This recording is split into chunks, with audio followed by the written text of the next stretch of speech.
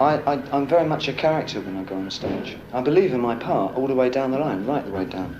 But I do play it for all it's worth, because that's the way I do my stage thing. That's part of what Bowie's supposedly all about.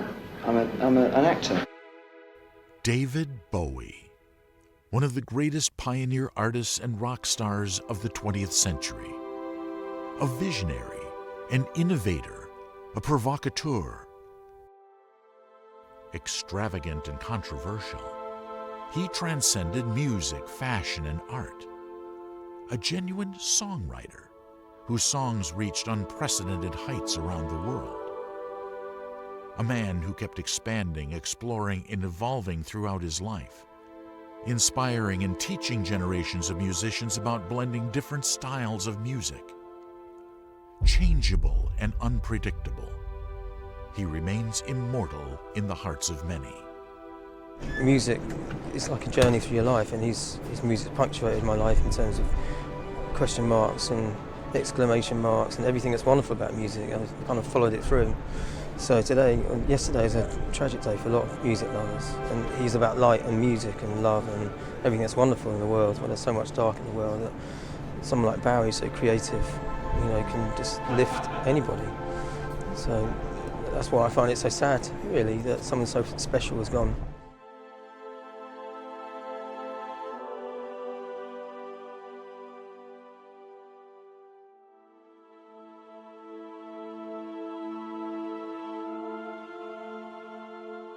Listen to the chords he used.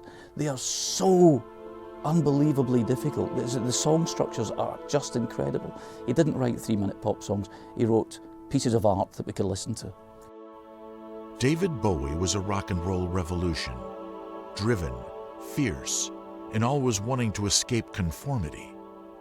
An outsider, an adventurer, a man out of this world.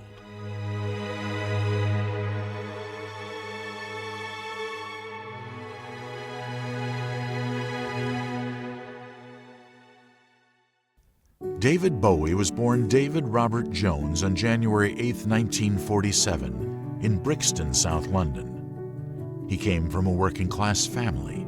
He had strong bonds with Terry, his half-brother, but he grew up in an unconventional household. A dark cloud roamed over his family. A number of his mother's relatives were touched by mental illness and suffered from schizophrenia. Some also committed suicide. Terry's mental health deteriorated later on, and Bowie was scared that he would also eventually be affected by this illness. In fact, some even said that the different personalities that David created throughout his life was a way of coping with his latent schizophrenic tendencies. He grew up a complicated man. When he was just 15 years old, a traumatic event happened to him. Bowie got in a fight over a girl and got punched in the eye. This led him to 4 months of hospital treatment, after which doctors came to the conclusion that young David wasn't going to see completely clearly again. He was left with a permanently dilated pupil. The incident gave Bowie those unique extraterrestrial eyes and his most iconic feature. At 17, David was already different and determined. He wore his hair long, really long considering the times. After so many insults thrown his way about his hairstyle, he decided he just wasn't going to take it anymore. He formed a society called the Society for the Prevention of Cruelty to Long-Haired Men. This move was his first step on the path to fame that he would achieve within 5 years. Well, I think we're all fairly tolerant, but for the last 2 years we've had comments like "darling" and "can I carry a handbag" thrown at us. I think it's just had to stop now. No, I like it, and I think we all like long hair. And we don't see why other people should persecute us because of this.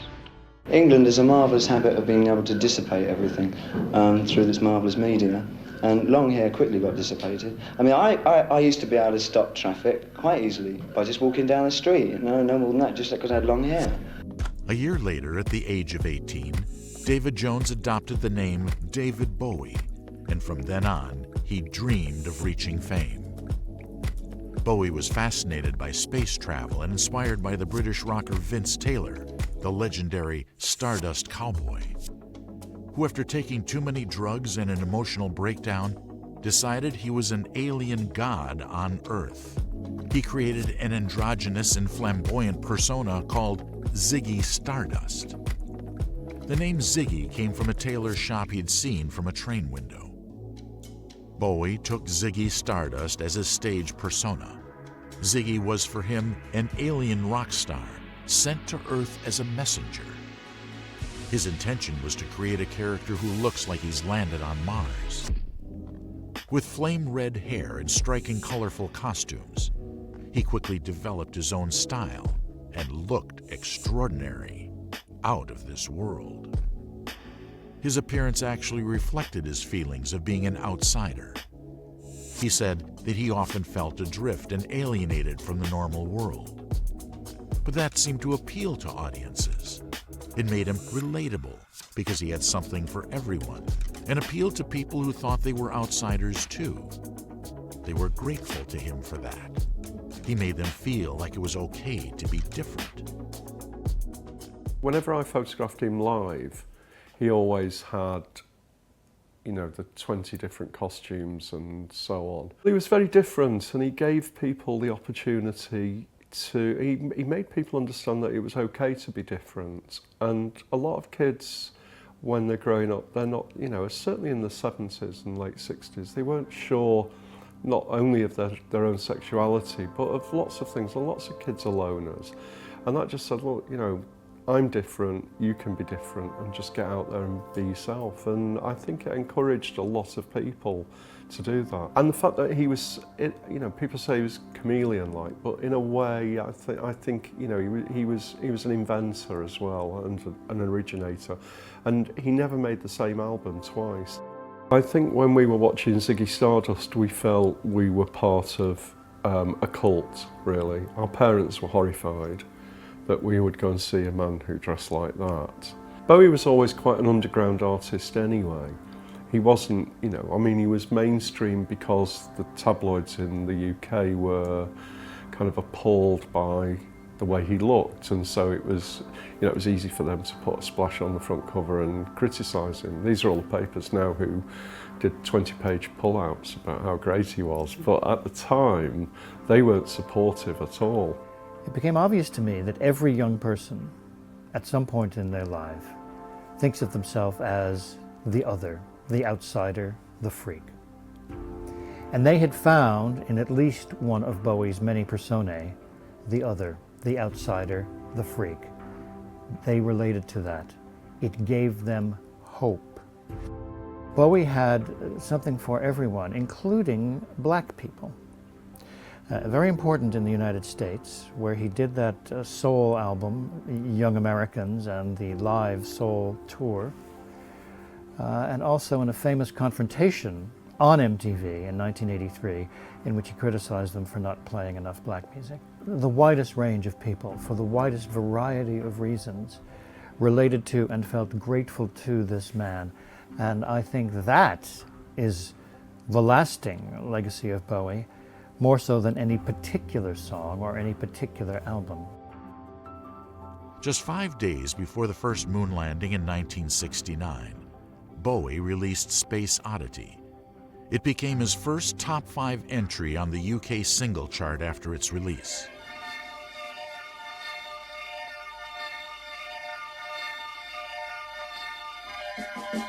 This is ground control to Major Tom. You've really made the grade. And the papers want to know whose shirt you wear. Now it's time to leave the capsule. In 1972, he released the single Life on Mars, which reached number 3 in the UK. Is there life on Mars?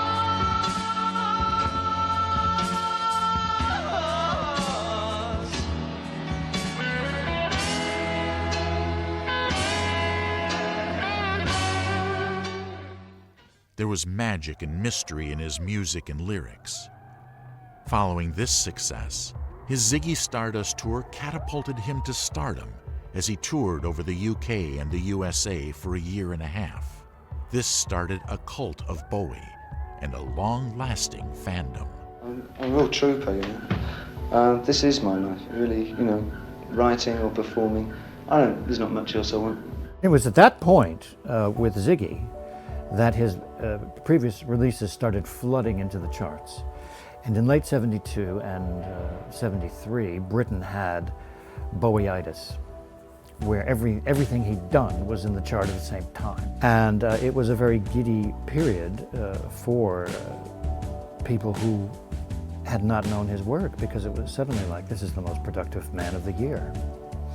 And in early 73, Space Oddity was finally a hit single in the United States. Of course, Space Oddity was helped in Britain by the fact that the BBC played it in coverage of moon operations. Just when Starman was a success, just when the Ziggy Stardust album was a huge success, I saw him playing in the Glasgow Apollo, huge venue, and it was so popular to do 2 shows, and I was working that night, I was playing that night. So I went along to see this afternoon show, and it was just astounding. I had 4 people on stage making this amazing noise, and the presence that the man had was just, it was uncanny. He had the entire audience in the palm of his hands.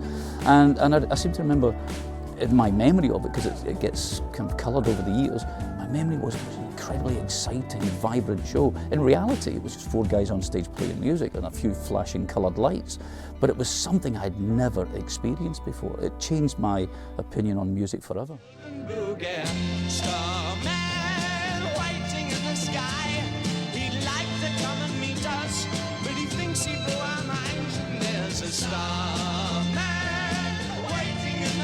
Bowie became famous not only for his music, but also for his appearance, something that the whole world talked about. He looked strange, but he was made to be in history.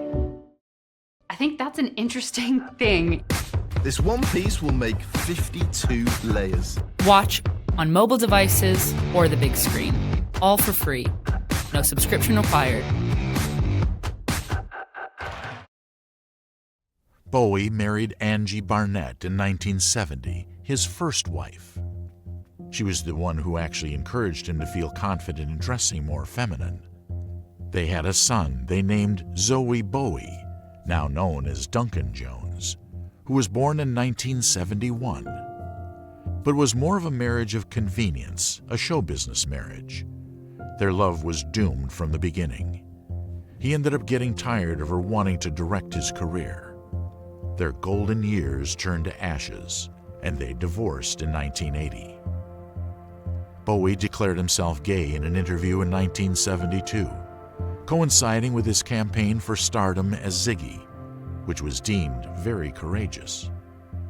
On other occasions, he declared himself bisexual in 1976, and in 1993, a closet hetero. He did say that these were more a product of the times than his own feelings. He knew that this would allow him to get more attention from the media and draw more audiences to his music. His goal was superstardom, to reach worldwide success, and to be moving the culture. He refused to be put in a category so that he could have room to work in and could remain creative. No label could describe him. Some declare that he was more transgressional than he was ever really gay, heterosexual, or bisexual. He probably liked experimenting out of curiosity, the same way he experimented with everything else in his life. Bowie was never politically engaged or an activist, but by being a queer icon, he did a lot for the sexual revolution of the 1970s. His influence was even above the activists. You often heard the word visionary used about Bowie. And he was, throughout the 1970s into the early 80s, ahead of everybody's curve. It's very interesting to read a couple of comments by people from today's LGBT community trying to figure out how Bowie relates to today's community by the standards of today's community. And because everybody notices, well, he didn't actually do any political activism. And that's because he was above political activism. And what he was doing had a greater effect than political activism, because he didn't affect laws, he affected human beings. And he probably did as much for gay liberation as any individual law during the time period, because he liberated the people in themselves. It was weird. I mean, I have to say, you know, as a working class kid growing up in Glasgow, you know, quite a hard city at the time, you know, to see this androgyny on national television was shocking and unbelievably exciting, because the music was great.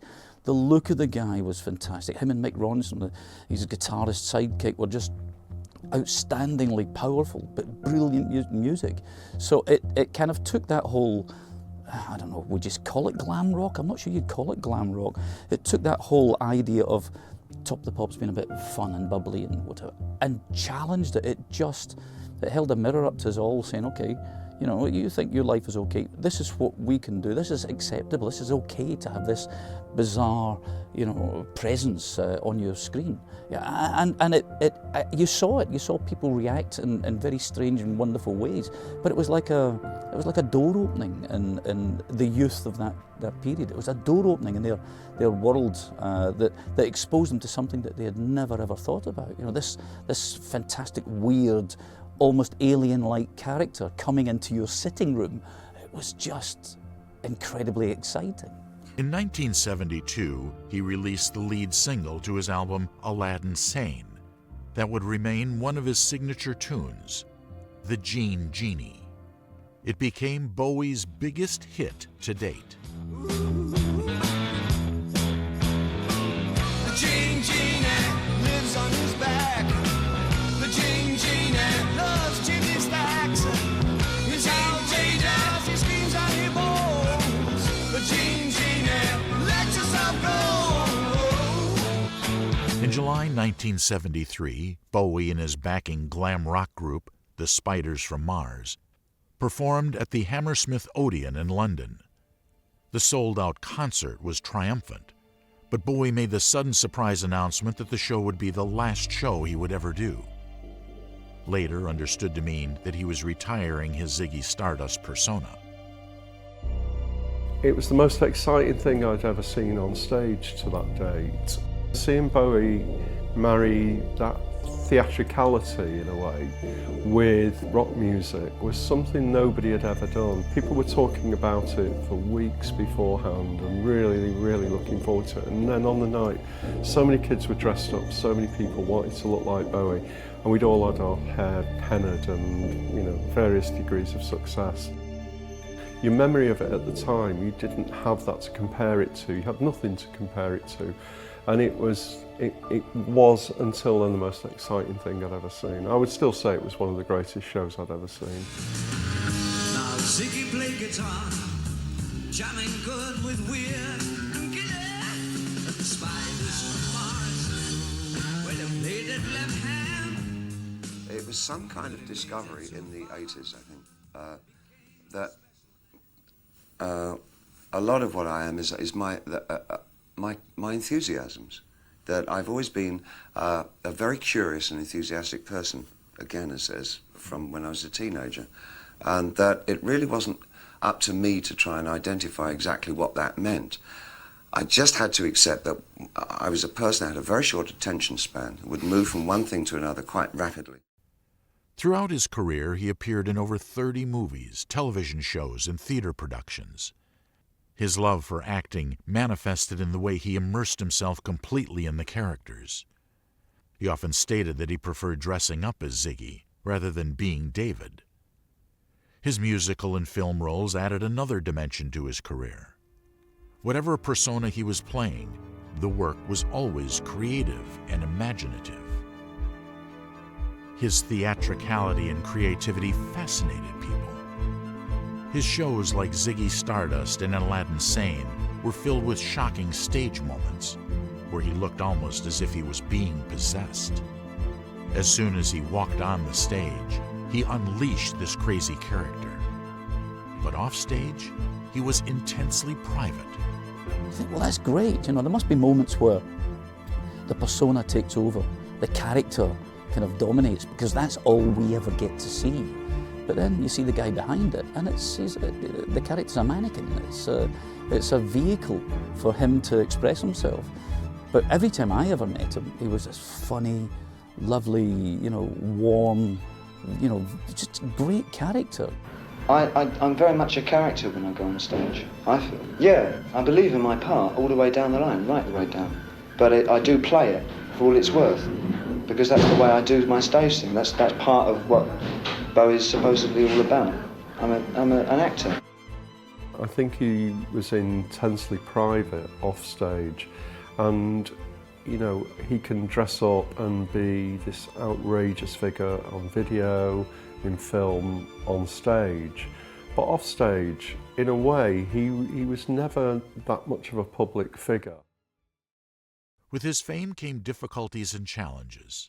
Some of his singles and albums didn't have the success that he was expecting, and he was often disappointed and angered by the crowd's response. At 27, 1974, he was also broke and in serious financial trouble due to lack of business management. Oh, I need the money. I desperately need the money. I've been a silly boy about my financial arrangements. And it's only over the last couple of years that I've been able to get back anything from almost 10 years working publicly. So I really have to do this. I mean, it's my job, and it's like carting your paintings around the exhibitions and the galleries trying to sell a few. And for me, it's the equivalent thing. He also started to struggle separating Ziggy Stardust from his own character off stage, and his personality became affected. Bowie was always striving for innovation, novelty, and experimentation. And it turned out that playing the same character over and over was exhausting. His enthusiasm started to fade.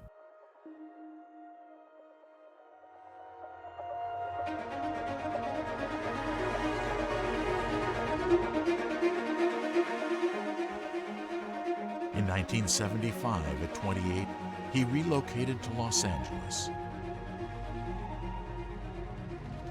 leaving his Ziggy alter ego behind. Bowie released his 10th album, Station to Station, in 1976 with a new character. After Ziggy Stardust came the elegant, thin white Duke. Again, the persona was based on a humanoid alien played by Bowie in the film The Man Who Fell to Earth. The album made the top 5 in both the UK and US charts, and this put him back on solid financial ground.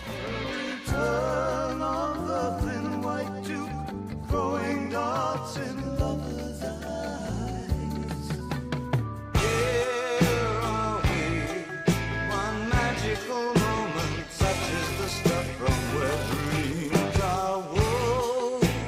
Again, it was so different, and the influence of soul on his music and the kind of music he'd been listening to in the US made a completely different album. But I loved that persona as well, the Thin White Duke period. I don't know if again it's because I saw him then and I was so young and it kind of formed an impression, but it was so mysterious and, you know, it was very exotic for me, as a young child, it was very exciting. However, the 70s were one of the worst periods of his life. He became addicted to cocaine, which caused severe weight loss and paranoia, and it affected his sanity deeply. He overdosed several times during the year of 1976. He even claimed that he was pro-fascism and compared Hitler to rock stars such as Mick Jagger, which he later on apologized for and blamed on his psychosis from cocaine use. It was a time of huge emotional and inspirational struggle for him. He claimed that his drug addiction and delusional behavior were due to Los Angeles, which he came to resent as he felt the city alienated him, and that he was living like one of his characters. He was falling apart. but he realized it and decided to make a change.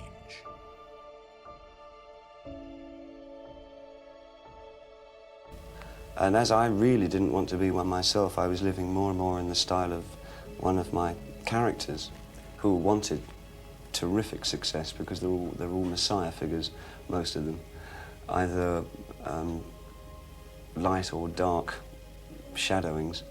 And so because I knew, I really felt that the material aspect was something that had to be done in Los Angeles because it's driven into you. It's the food of Los Angeles. Hollywood, rather, not Los Angeles. Unfair on Los Angeles. And so I just packed up everything one day and I moved back to Europe again. He and his family left California for Europe in late 1976 to improve his physical and mental well-being. He moved to Switzerland for a time, where his cocaine use decreased. There, he indulged in his childhood passion of painting, which was a way for him to make sure he was always doing something productive and creative. He was also an art collector. That's the first thing I did when I got back to Europe, was to sort of stop thinking about music and performing for a bit and think about something that I haven't done for a long time, which was paint. And that helped me get back into music again, actually. Whatever the job in hand is the style that I tend to adopt. I'm pretty anti-consistency in style, much as I am in music. Would you give up music for art? No, but neither would I give up art for music. I am really fortunate in having both the time and the inclination and possibly the talent to work in both mediums. I'm not a buyer of things. I think the only thing that I buy, addictively and obsessively probably, is art. You know? I'm not really a house man or a car man.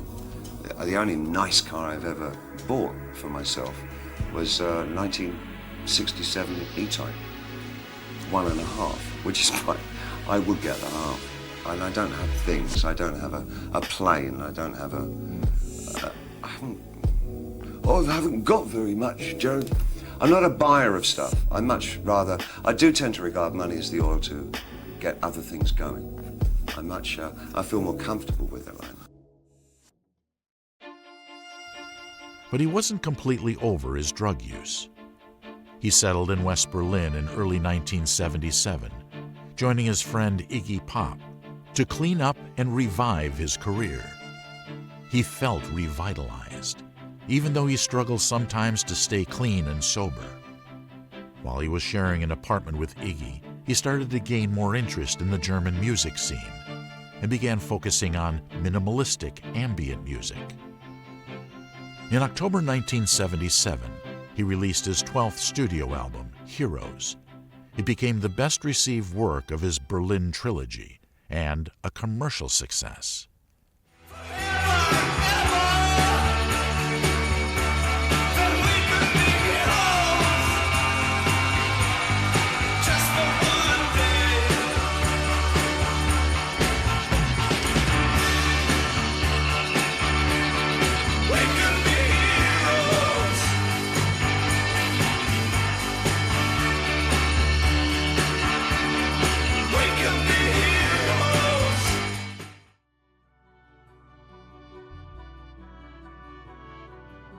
But Bowie not only knocked it out of the park with Heroes, he made Heroes seem like an anthem for the day. We can be heroes just for one day. The fact that people still want to hear Heroes, even though it was novel at the time, shows it's a quality piece, regardless of the fact that it was innovative.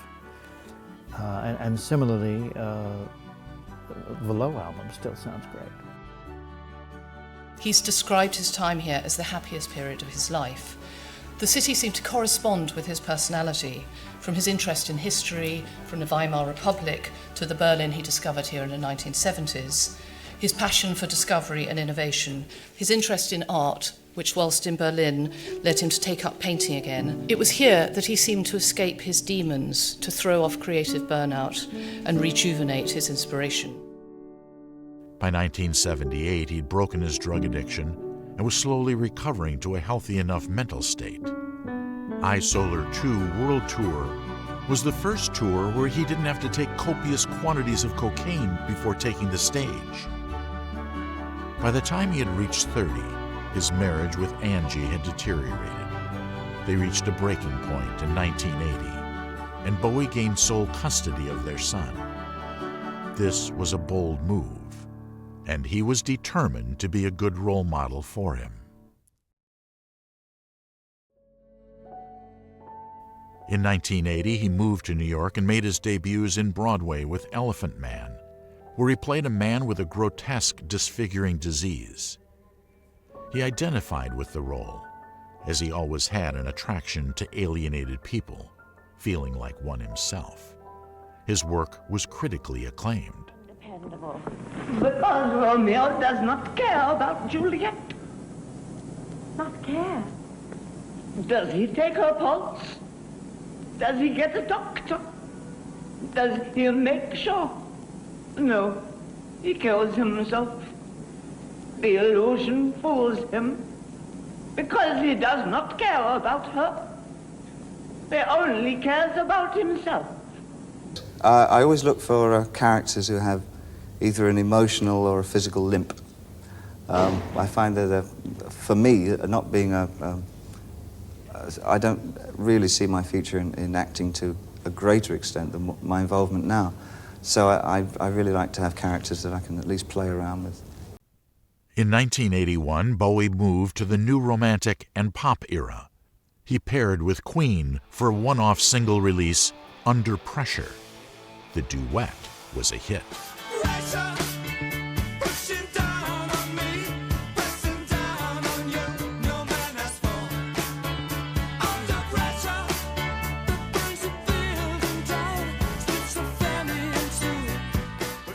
He reached his prime at 36 with Let's Dance, and other hits such as Modern Love and China Girl. Let's Dance reached #1 in the UK, the US, and various other countries in 1983. It sold more than 10 million copies worldwide, making it Bowie's best-selling album of all times. Put on your red shoes and dance the blues.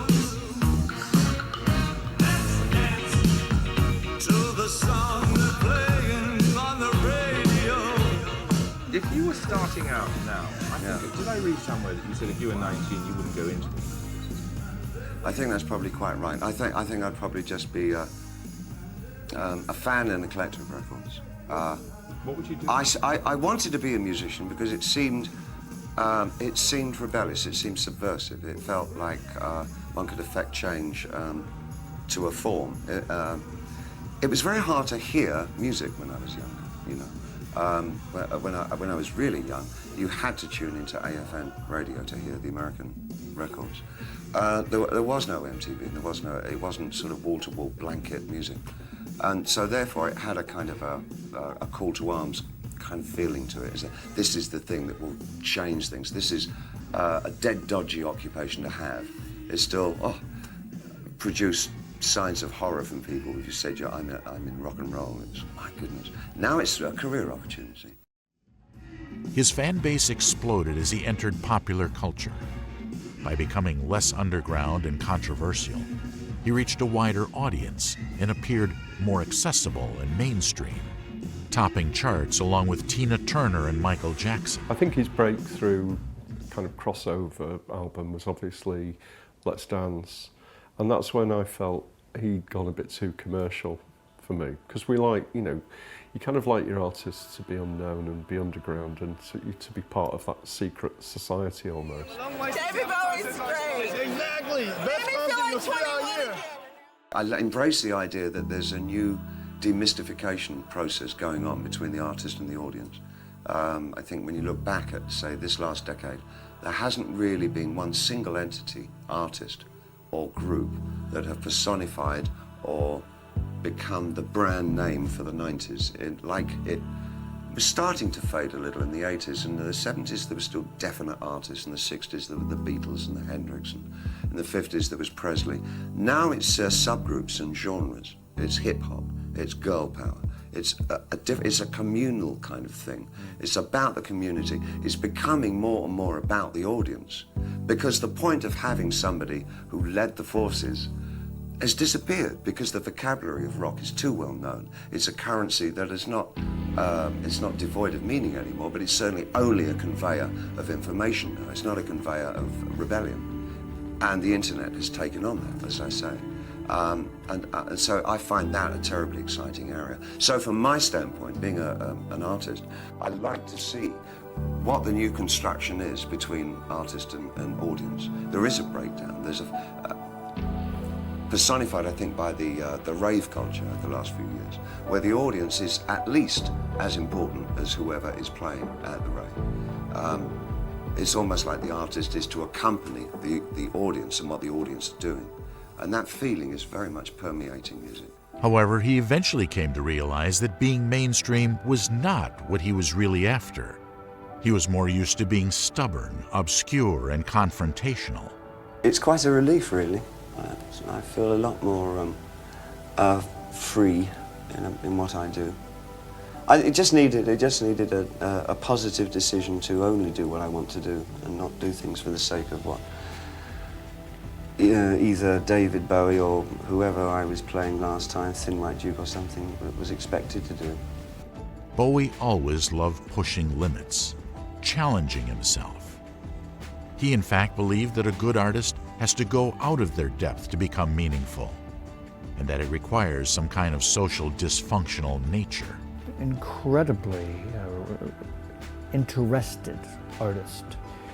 He was interested in various kinds of music and, of course, the various arts. And he picked up elements from the avant-garde in all sorts of areas and incorporated them into his own work. I got to a stage 2 years ago where I found that the experimenting that I was doing was eradicating a lot of the subject matter of my writing. But now I feel for the next few years I'll be concentrating on a lot more basic, earthier kind of material. In January 1985, during Bowie's prime, he received a devastating news that would break his heart. His brother Terry had committed suicide. It was a difficult and tragic period for him. He would later on write a song about the death of his brother called Jump. But he had to put his struggle aside. In 1988, he formed a new act, Tin Machine, a hard rock supergroup. He once more reinvented rock and roll. However, it was hard to top his previous hits. Tin Machine didn't have as much success as he had expected, as he was once again experimenting by doing different things to challenge himself. He fell out of favor from many people. You belong in rock and roll. You belong in rock and roll. Well, so do I love how she moves. The 1990s seemed to be the legend's forgotten decade, where his work was overlooked. But he didn't dwell on the negatives, and he was determined to move on to the next adventure.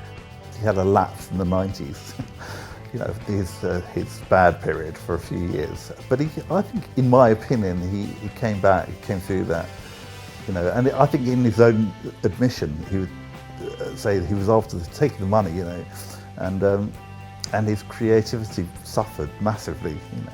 In my tour of television studios the day Bowie died, not a single person asked me about Bowie in the 1990s. It's as if his work in that decade had existed only for his fans. And even though one of his albums did reach #1 in Britain during that decade. But the curious thing is that Bowie in the 90s was still an extraordinarily influential person. In 1992, he married his second wife in Switzerland, the Somali-American fashion model Iman, with whom he had one daughter named Alexandria. In 1996, his musical success was finally recognized, and he was inducted into the Rock and Roll Hall of Fame. This was a groundbreaking accomplishment for him. Mr. David Bowie.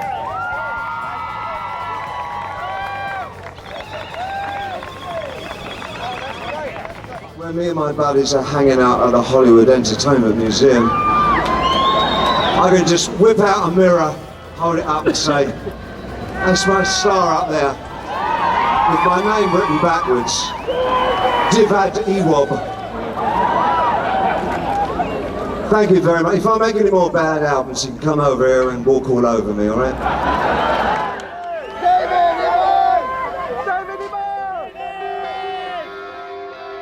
He finally had reached a stable, successful life, which gave him more time to focus on both his passions, music and painting.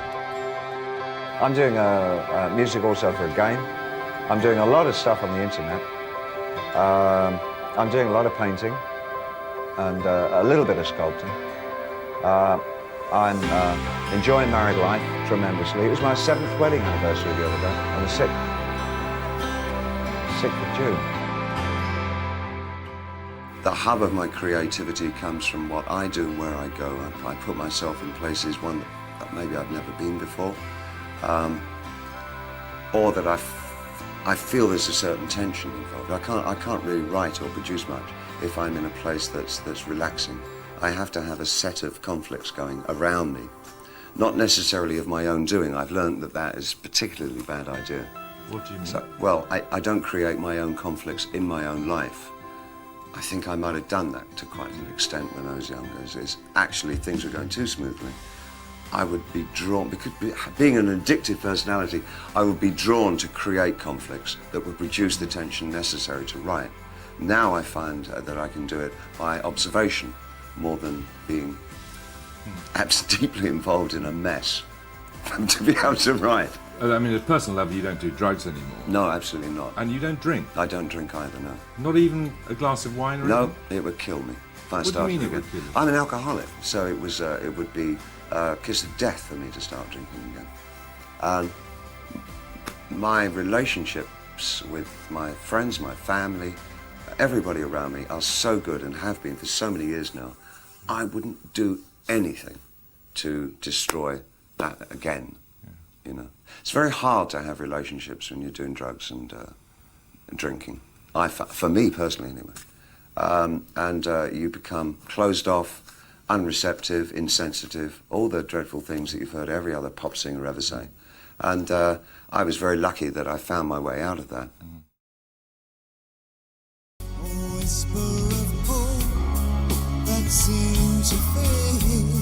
In 1999, the front cover of Hours showed an older Bowie with shoulder-length hair. From then on, he never released anything as frenetic as he did in the 1990s.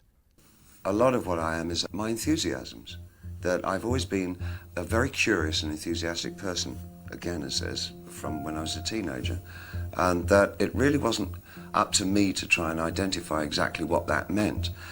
I just had to accept that I was a person that had a very short attention span, would move from one thing to another quite rapidly when I got bored with the other. I became comfortable with that and didn't try and identify myself or try and ask myself who I was. The less questioning I did about myself as to who I was, the more comfortable I felt.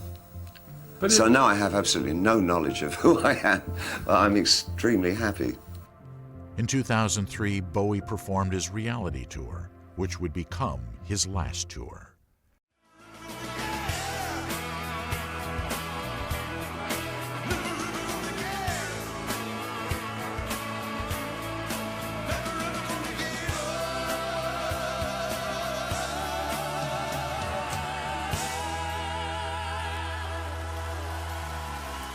The show was cut short after a blocked artery forced him to have emergency heart surgery. He retired from live performing 3 years later and stepped out of the public eye to focus on his family. But he never stopped being part of the music scene and continued to produce albums.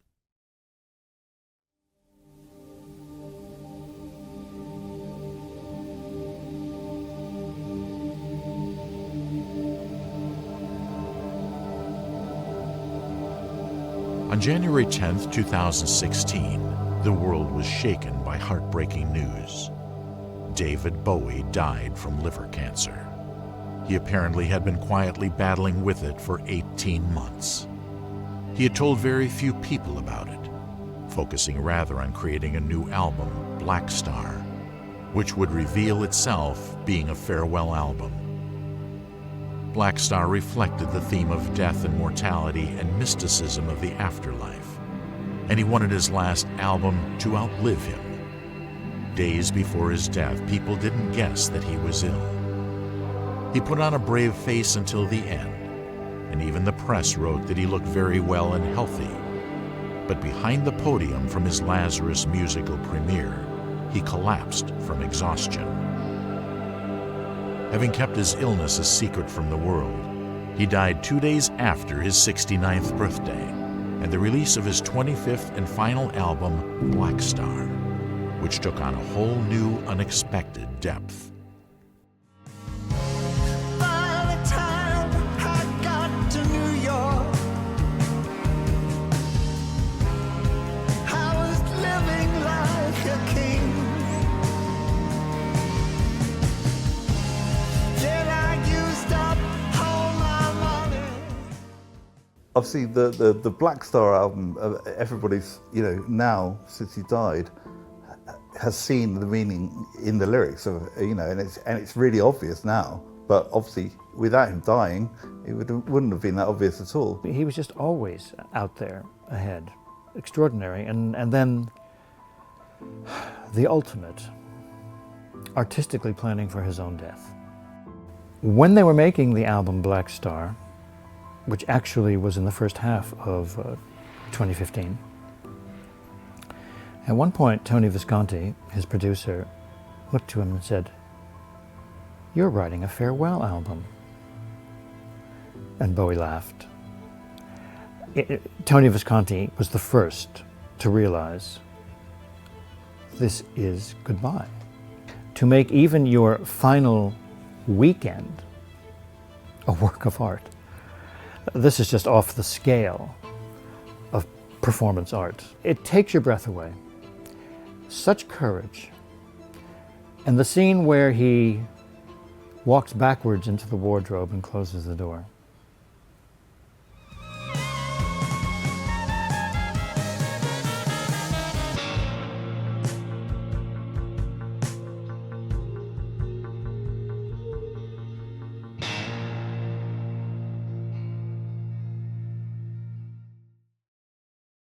All his life, he dealt with personal and professional struggles, and his career wasn't always filled with successes, but he always overcame what life threw at him. People were actually ringing in a state of shock, and incredibly upset. So many people were so touched by it and so shocked by it, because I think Bowie, because he was quite otherworldly, you never really thought he had the same mortality.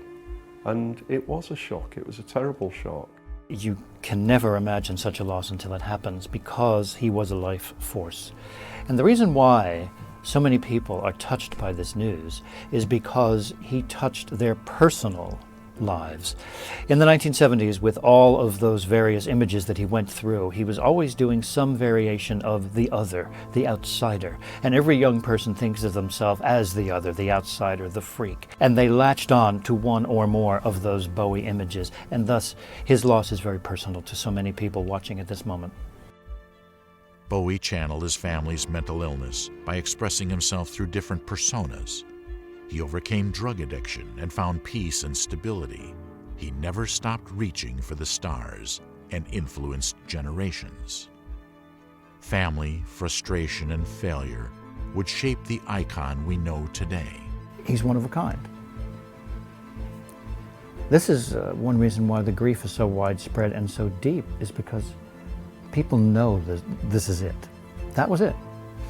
Just to think that the Earth is billions of years old and you happen to live at the same time as David Bowie. Well, we did see someone unique, that's for sure. He did everything and he never stopped. He never stopped challenging himself or his audience. And I think that's incredibly special. I mean, when you look at today's artists, no one's pushing it like that. It just doesn't touch people in the same way. It's magic, his music is magic, it takes you places. It's otherworldly, it's sort of spiritual in a sense. But it's about romance and love and everything that's good in the world, you know, about being different and being accepted. He teaches us that change is possible, that we're not fixed as human beings, that we can be anything that we want to be. And he also really spoke to people that are unique, that don't quite fit in, because he was kind of this alien angel child that came down to set us all free. When he was at his peak, it was completely awe-inspiring.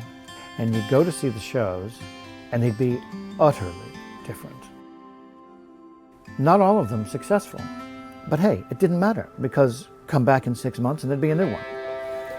And that's literally the way it was. And this is how Bowie could have the occasional miss, and no one held it against him because they knew he was trying something different, and he'd be back in 6 months with something else. When I was a teenager, I had it in my mind that I would be a creator of musicals. I sincerely wanted to write musicals for the West End, for Broadway, whatever. I didn't see much further than that. As a writer, and I really had the idea in my head that people would do my songs. And I was not a natural performer. I didn't feel at ease on stage, ever. I had created this one character, Ziggy Stardust, that it seemed that I would be the one that would play him because nobody else was doing my songs, and the chances of my actually getting a musical mounted were very slim. And so I became Ziggy Stardust for that period, whatever. And things sort of led. I liked the idea, and I felt really comfortable going on stage as somebody else. And it seemed a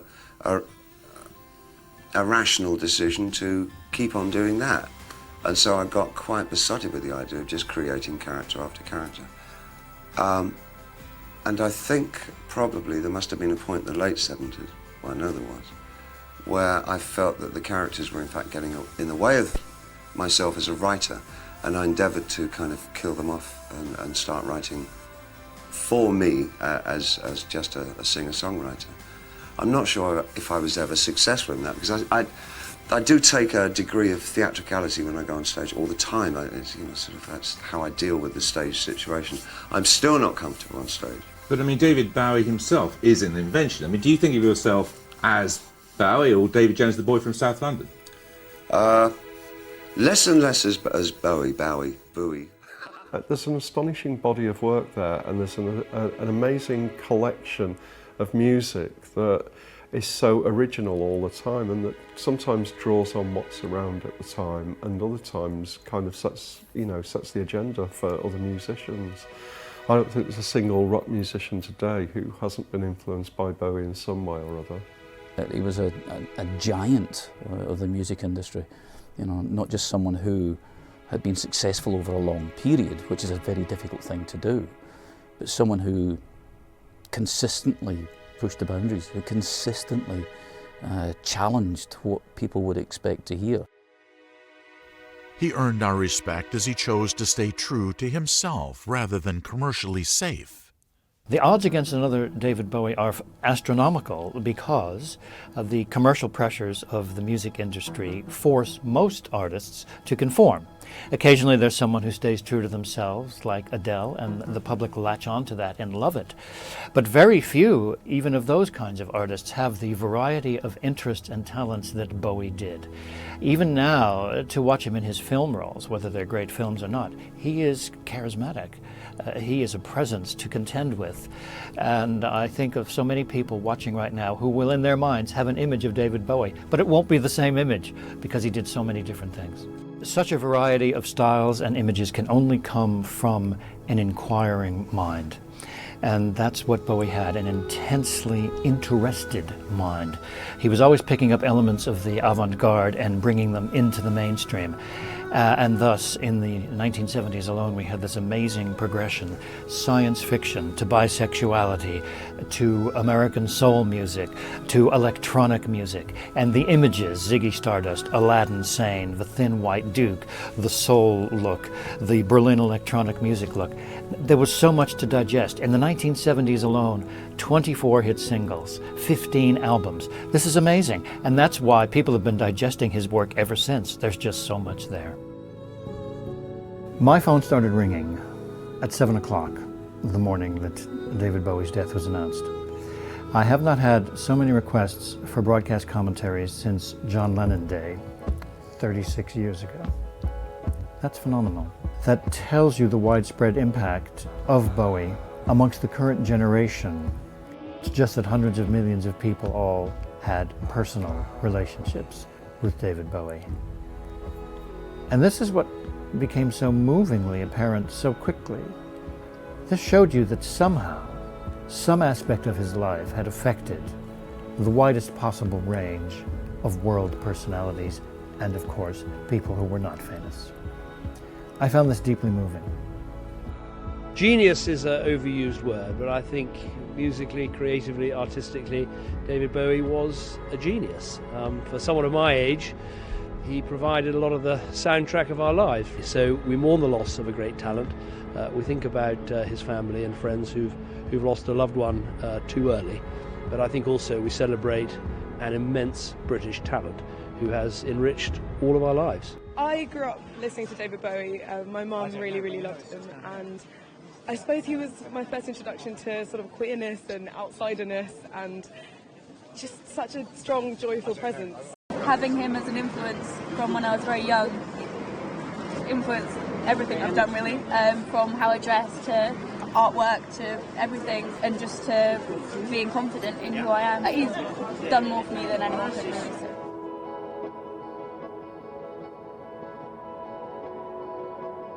I suppose he just liberated so many people from, I don't know, mundane things. He came from suburbia, you know, just a lot of people could relate to that, and how he just made life just sexy and vibrant throughout his career. It's going to be a very different world without Bowie in it. I hadn't really given it a lot of thought about his passing, because why would I? You know, it's like, really thought he would live forever, really.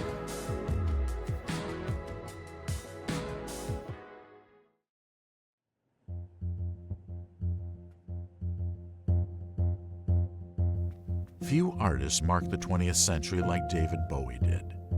He was an astonishing, passionate, and eclectic performer that didn't belong in a box. Searching for change was the only constant that didn't change throughout his life. He was a true artist in every sense of the word. His art included not only his music and sound, but also his style and appearance, his films and videos. Bowie had a unique vision and courage, and seemed to turn everything into art. The Human League founder, Martin Ware, declared that he lived his life as though he were an art installation. His influence is deep. His generosity, his energy, his spirit, so full, so real. That's the essence of being alive. Because let's face it, how many people can die and have 28 albums sell in large quantities? What he did is absolutely timeless. We'll be listening to it in 100 years' time, you know. Any musicians out there, listen to the chords he used. They are so unbelievably difficult. The song structures are just incredible. He didn't write 3-minute pop songs. He wrote pieces of art that we could listen to. If you were there in the 60s and 70s, you were there. If you weren't, you missed it. You can still love the music, don't worry. But to have been there as well is to have lived through a very special moment in musical history. And David Bowie is one of the giants of the period.